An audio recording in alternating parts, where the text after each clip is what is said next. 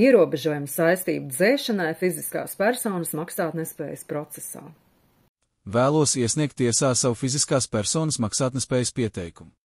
Bet mani māc bažas, ka tiesa man saistības nedzēsīs un samaksātā nauda būs veltīgi iztērēta.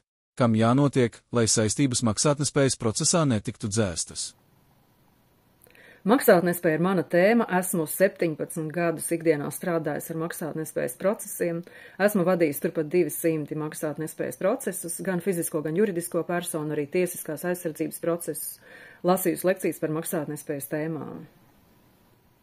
Ja konstatējat, ka turpmāk minētais attiecas uz jums, un tas ir noticis pēdējo 3 gadu laikā, maksātnespējas pieteikumu tiesā labāk neiesniegt un nogaidīt, kamēr paies 3 gadi kopš pārkāpuma izdarīšanas dienas.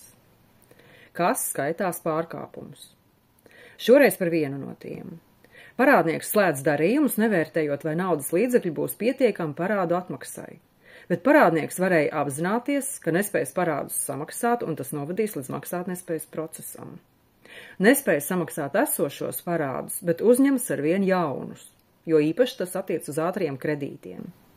Pieeja: paņemšu daudz kredītus, man būs nauda, pēc tam iesniegšu maksātnespējas pieteikumu, neattaisnojas.